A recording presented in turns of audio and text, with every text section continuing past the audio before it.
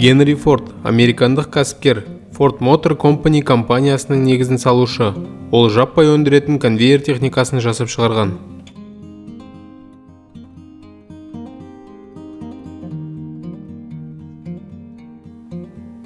Ford өзінің алғашқы үйін өзі жобалап, өзі салған.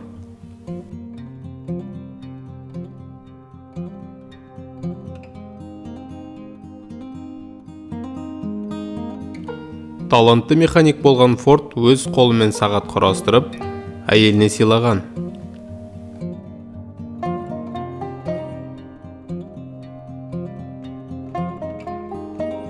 Он 16 жасында Генри Форд өзін өзі жұмыспен қамтыған.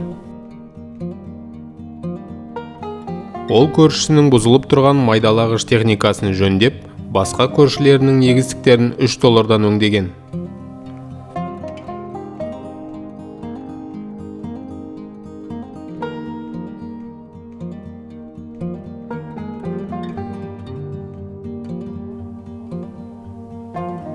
Ford өз өмірінде 161 өнертабысты патенттеген.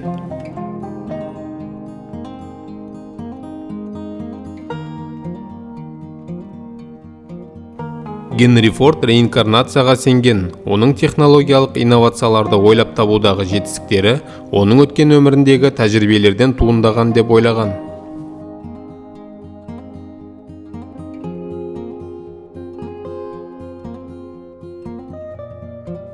(1908 жылы Ford өзінің алғашқы көлігін құрастырды. 18 жылдан кейін 13 миллионнан астам Ford көлігі шығарылды. Компанияда 200 мыңға жуық адам жұмыс істеді.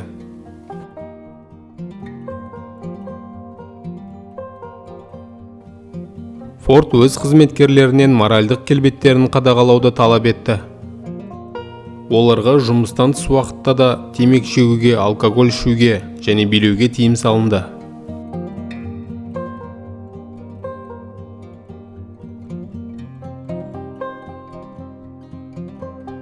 Сол кездегі автокөлік бояулары жақсы жетілмегендіктен, тек қара түс қана тұрақты және көпке шыдайтын болған.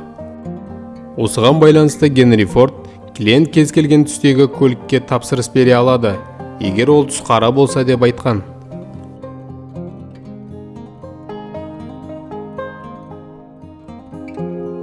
Фордтың басқа өнертабыстарының бірі құрастыру желісі. Құрастыру желісі үлкен еңбек тиімділігіне қол жеткізуге мүмкіндік берді.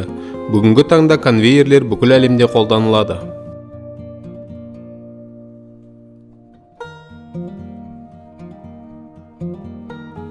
Бірінші дүниежүзілік соғыстың алғашқы жылдарында Ford өзінің пацифистік көзқарасымен де танымал болған.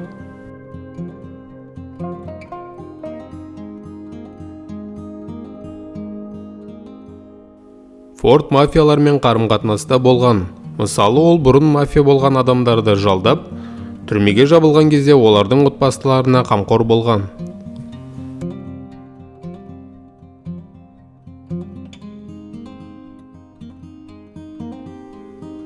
Генри Форд вегетарианшы болған.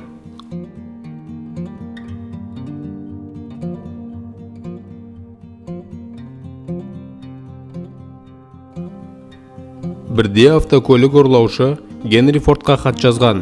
Онда ол Ford көліктеріне таңданысын білдіріп, бұдан былай тек Fordтарды ұрлауға уәде беретінін айтқан.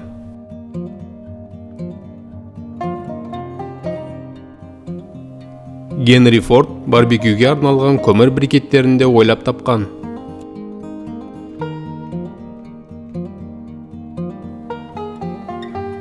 Фордтың көзі тірісінде оның байлығы $188 миллиард асады деп бағаланған.